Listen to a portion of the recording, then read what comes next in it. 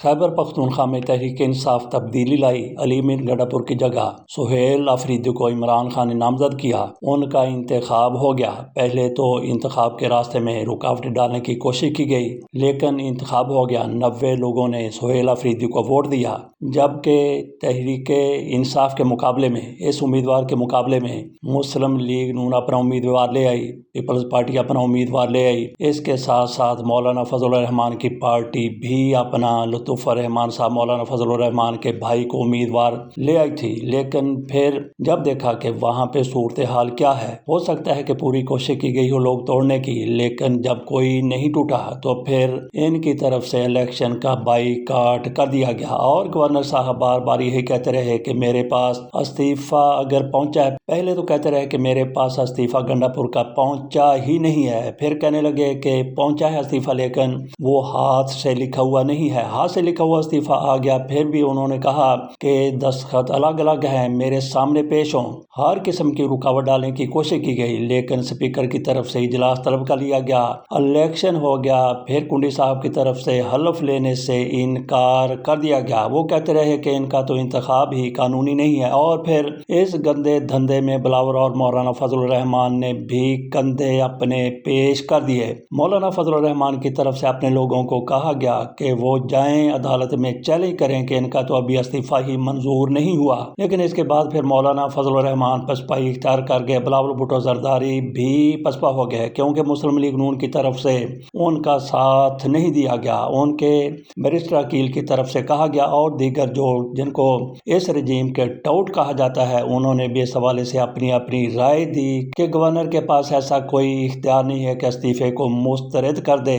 وزیر اعلیٰ کی طرف سے استعفیٰ آ گیا تو گویا منظور ہو گیا، اس کے بعد اگلی کارروائی ہونی چاہیے۔ فیصل کریم کنڈی کی طرف سے کہا گیا کہ میں نے استعفیٰ منظور نہیں کیا، لہٰذا جو الیکشن ہوا ہے وہ غیر آئینی ہے، غیر قانونی ہے۔ مولانا فضل الرحمان بھی یہی کہتے ہوئے ان کی پارٹی نظر آئی، لیکن پھر معاملہ ہائی کورٹ میں گیا۔ پشاور ہائی کورٹ میں ایس ایم عتیق شاہ صاحب چیف جسٹس ہیں، ان کے سامنے معاملہ لے جایا گیا تو انہوں نے حکم دیا کہ فیصل کریم کنڈی کل کا مطلب یہ ہے کہ منگل کو ان کی طرف سے یہ حکم دیا گیا، ان کی طرف سے کہا گیا کہ کل یعنی آج بدھ کو 4 بجے ان سے حلف لیا جائے۔ اگر گورنر صاحب کے پاس ٹائم نہیں ہے، اگر وہ حلف نہیں لیتے تو پھر اسپیکر صوبائی اسمبلی حلف لے لیں گے، اور اسپیکر صاحب تو تیار بیٹھے تھے۔ جیسے ہی یہ خبر وہاں تک پہنچی، بلاول بھٹو زرداری کی طرف سے ڈرامے بازی سامنے آ گئی۔ انہوں نے جس تقریب میں وہ خطاب کر رہے تھے، وہاں پہ یہ کنڈی صاحب بھی بیٹھے ہوئے تھے، کنڈلی مار کے بیٹھے ہوئے، جس طرح بھی بیٹھے ہوئے تھے۔ انہوں نے کہا کہ جائیں، جلدی سے جائیں، عدالت کا فیصلہ آ گیا ہے، آپ جا کے حلف لے لیں۔ اور انہوں نے کہا کہ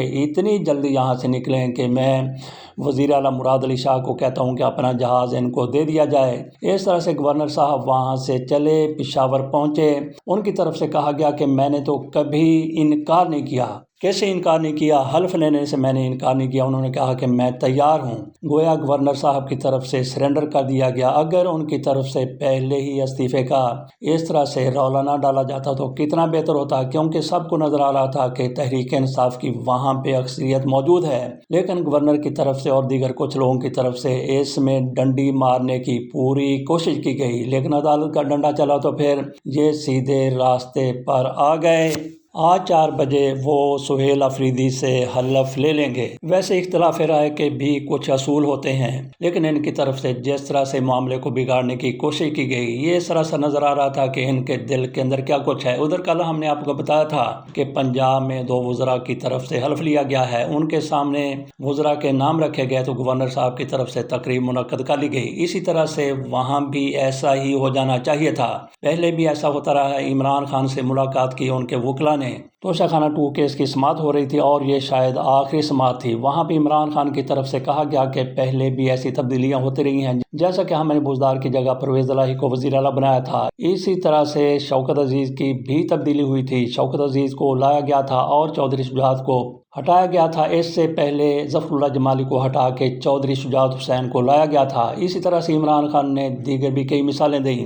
وہاں پہ کابینہ نہیں بنے گی لیکن ایک بندہ وہاں پہ عمران خان کا ہوگا۔ عمران خان کی طرف سے کہا گیا ہے کہ نئی کابینہ بنائیں گے سہیل آفریدی، کئی دیگر بھی ہدایت ان کی طرف سے دی گئی ہیں۔ انہوں نے کہا کہ نئی کابینہ یہ بنائیں گے لیکن مزمل اسلم جو فنانس کے منسٹر ہیں وہ وہی رہیں گے۔ گویا عمران خان کی طرف سے ایک وزیر کا نام دیا گیا ہے جن کو سہیل آفریدی برقرار رکھیں۔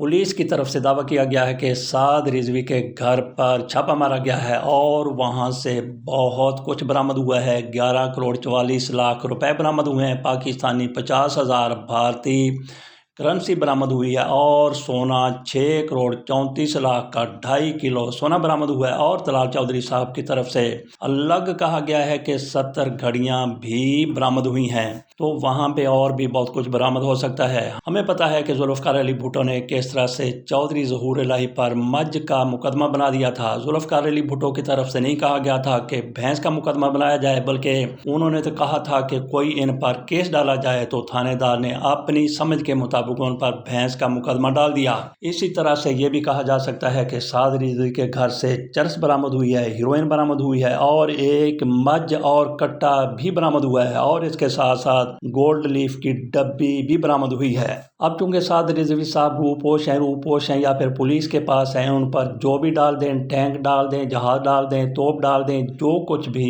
پولیس چاہے ڈال دے، لیکن اس میں پولیس کا کوئی انٹرسٹ نہیں ہو سکتا۔ ان کی ڈوریاں کھینچنے والے پیچھے لوگ ان کا سارا کچھ کیا درا، جیسے کہ طلال چودھری صاحب ہیں، ابھی بھی وہ بفرے ہوئے وہ کہتے ہیں کہ ایسے لوگوں کو معاف نہیں کیا جائے گا۔ اور یہاں پہ ہم دعا کرتے ہیں کہ یہ خبر جھوٹ ثابت ہو جس میں کہا گیا ہے، سما نیوز نے یہ خبر چلائی ہے جس میں ایک بندہ وہاں پہ اینی شاہد کہہ رہا ہے کہ جہاں پہ 500 سے 700 لاشیں انہوں نے خود دیکھی ہیں۔ خدا نہ کرے کہ ایسا ہو، اللہ کرے کہ یہ خبر سراسر جھوٹ ہو۔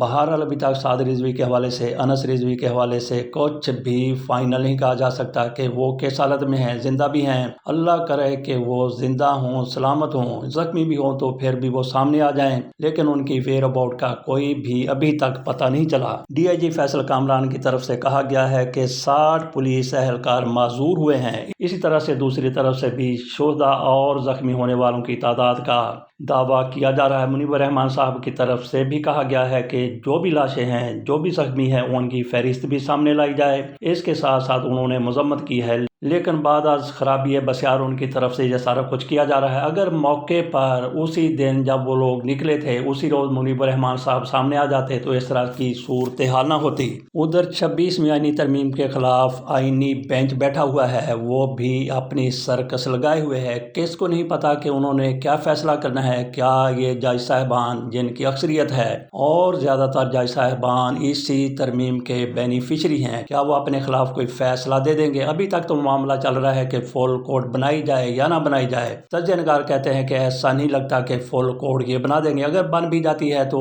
اس میں بھی ان کی اکثریت ہو سکتی ہے، کہ ان کی اکثریت ہو سکتی ہے، انہی کی اکثریت ہو سکتی ہے جو 26ویں آئینی ترمیم کے بینیفیشری ہیں، چاندے کے اس کی مخالفت ضرور کریں گے۔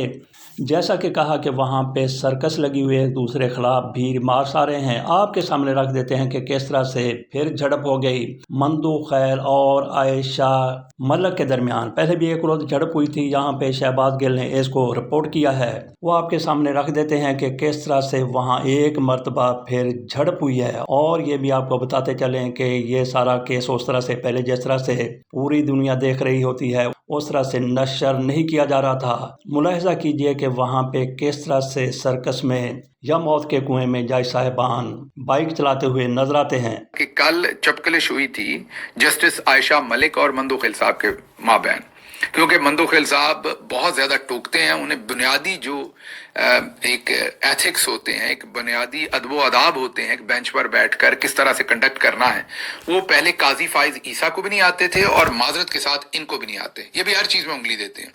تو کل جسٹس عائشہ ملک صاحبہ نے بڑے مہذب طریقے سے ان کو باور کروایا تھا کہ پہلے میری بات مجھے ختم کرنے دیں۔ آج انہوں نے، کیونکہ وہ ویڈیو وائرل ہو گئی اور اس کے اوپر ہم نے تبصرہ کر دیا، کچھ اور لوگوں نے بھی کیا ہوگا، لیکن ہمارا تبصرہ بھی وائرل ہو گیا.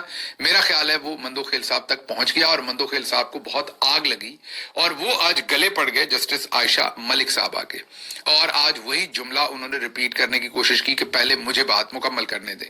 انہوں نے کہا کہ جو رولز تھے پارلیمنٹ کے وہ سب کے سامنے بنے تھے، فل کورٹ کے حوالے سے 2025 کے رولز سب کے سامنے بنے تھے، 24 جج بیٹھے تھے، ان کے سامنے یہ رولز بنے تھے.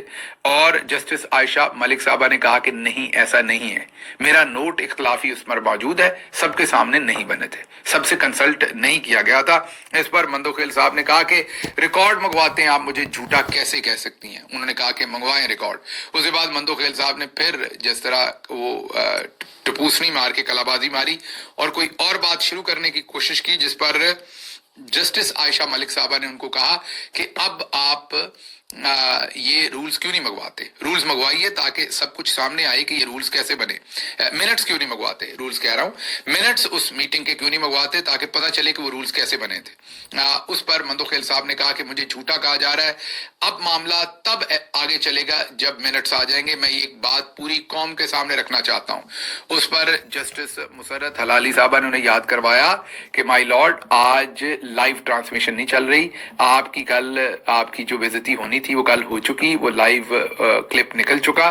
آج آپ جتنا بھی سیٹ پر بیٹھ کے تڑپیں گے اس کا کوئی فائدہ نہیں، آپ کی درگت بن چکی ہے. آج یہ لائیو براڈ کاسٹ نہیں ہو رہا. یہ لائیو کیوں نہیں ہو رہا تھا؟ یہ ساری کی ساری نشریات اس لیے براہ راست نہیں دکھائی جا رہی تھی کہ کیونکہ کہا گیا تھا حکومت کی طرف سے کہ انٹرنیٹ 24 گھنٹے بند رہے گا، کبھی سلو ہو جایا کرے گا، کبھی بہتر ہو جایا کرے گا. بند رہنے کے بارے میں بھی کہا گیا تھا، اور کل سارا دن انٹرنیٹ بالکل بھی مکمل طور پر بند نہیں ہوا، ایک موقع پر بھی بند نہیں ہوا. بہرحال جس طرح سے پہلے کبھی سلو ہو جایا کرتا تھا اسی طرح سے سلو ہوتا رہا. تو ہو سکتا ہے کہ تحریک لبیک جس طرح سے پورے ملک میں بند کرنا چاہتی تھی، ملک کو مظاہرے کرنا چاہتی تھی، ان کے ٹیمپریچر کو دیکھ رہا ہوں اور ان کی طرف سے ایسا کچھ نہیں کیا گیا. پورے ملک میں انہوں نے کوئی احتجاج ان کا اس طرح سے قابل ذکر نظر نہیں آیا. تو جب ان کی طرف سے ایسا احتجاج نہیں کیا گیا تو پھر حکومت کی طرف سے یہی بہتر سمجھا گیا کہ انٹرنیٹ کو بند نہ کیا جائے. بہرحال حتمی طور پر یہ نہیں کہا جا سکتا، لیکن یہ بھی ایک قسم کی افواہ ہے، یہ بھی ایک قسم کی اڑتی بات ہے. اس کے ساتھ اجازت دیجیے، اللہ حافظ.